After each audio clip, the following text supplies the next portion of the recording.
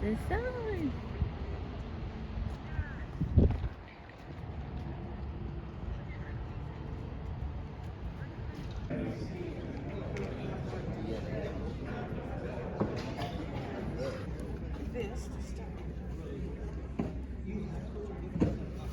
So we're about to see this one. Mad Moneymaker, Jeff Goldblum. For 90 minutes. Oh wow. I got a lot to say. I don't meet anybody. I don't even know anything about Tom. I just know that he wrote a book. That's it. And so I get to the location where 20 years prior he had his Sasquatch experience.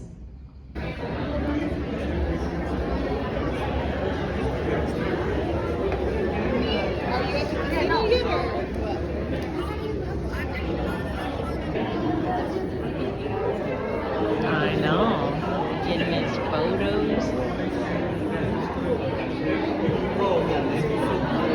That it's on, the little stream, was in 1992. I was just out for a little walk, discovered this magical place. I went for a hike up the trail. I found a perfect footprint, 2 broken trees. And I had had a lifelong interest in Sasquatch, but anything short of a full sighting or a perfect footprint, and I would not have recognized it. But this, now that was fast. Now check out the screenshots from this.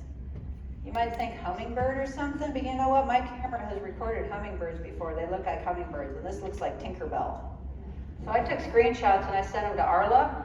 Should I pause that? Oh, no, back. Pause that. I sent them to Arla and I said, "Are these fairies?" And she's like, "Yep, those are fairies."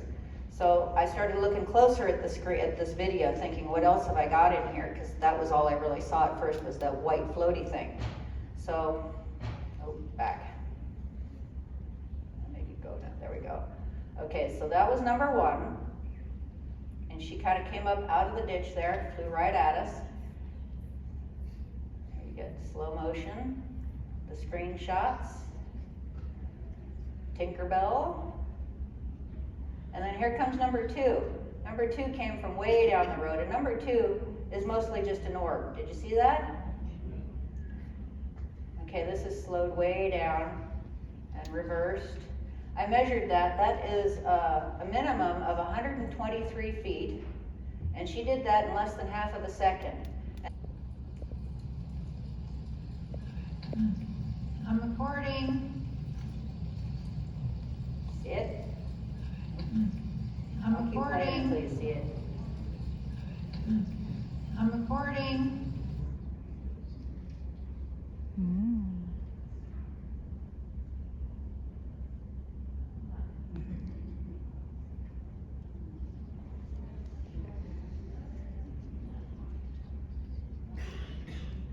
Pretty cool, huh? So, yeah. So I'm walking back to the cabin. I didn't see this. I didn't know what had happened. I only knew that something had happened. So I go back and I scroll over the video and I spot this. You hear the siren, but it's not a siren.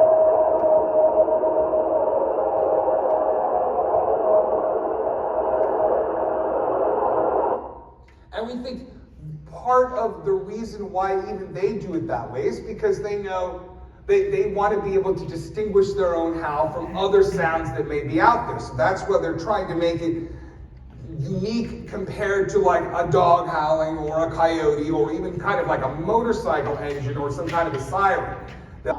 After talking with Jill and them, with the Flash of Beauty, and then seeing Mel, and then hearing his on the Flash of Beauty, I was more open to talk about it, because whenever I talk to my family or talk to my friends about it, they're like, "Oh, you were just eating your edibles." You know, she was just imagining it, and I go, "No, you have to be there. You know, you have to."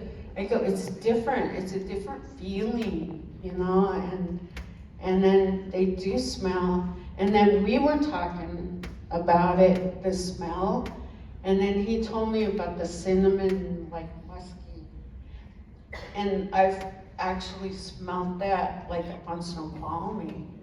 And, cause my mom and I, when mom would get homesick for like Pendleton, she was like, let's go for a drive. We go up to Snoqualmie Pass, take the logging roads, and, you know, cruise around up there, look for huckberries or some of our medicines that we use, you know, we go up and get them. And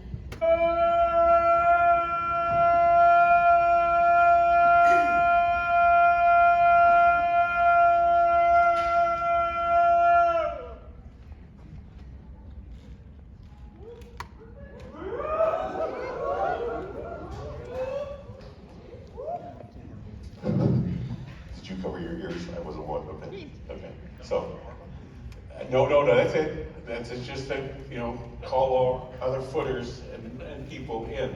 And when they've heard that, they know to come back into the auditorium. This as a practice run. All right, let's give our greeting to Mr. Dr. Jeff Meldrum.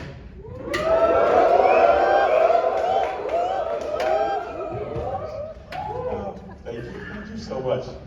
All right, well, next on the stage here, in front of you is somebody that's going to share a lot of information. And information that he just doesn't jump into your experience. He sits there like he's looking at me now, trying to figure out where I'm going and what the type of experience I have. He just doesn't jump into that. He listens to everything, every little word, every little detail. And then he'll mull it over for a while, and then he'll come to the conclusion. It may be not right then or when he goes home, but he just doesn't say, okay, you saw Bigfoot. You know, you've had this experience. First for everybody.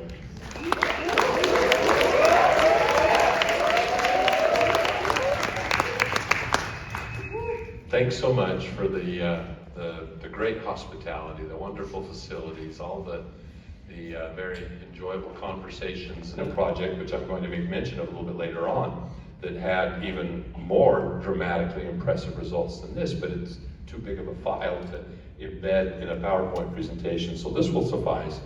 But there's a whole different experience. I mean, there's one thing, the image that you probably see on most documentaries. As I understand, Mrs. Patterson, licenses out a rather degraded VHS copy of the film, which the producers don't mind because the scratchy, faded, it gives it kind of a Blair Witch effect, a kind of a campy effect. Overexposed, unfortunately, not necessarily unfortunately, brought out more detail perhaps, but Roger ran the camera at just a little bit high on the exposure. And so areas that have a lot of reflectance, like the sandy surfaces of the sandbar, as well as the foot when it was vertical, catching the light, bouncing it back to the camera, are burned out a bit. And that's why the foot has that kind of fuzzy look to it. Fuzzy look. I'm refraining from making up additional comments. I'm just going to stick here to my script for the moment. But these were big creatures. To think that someone just donned a costume and went strolling across the sandbar is just simpleton thinking. It really is. All right, and with that, I'm actually done. Thank you.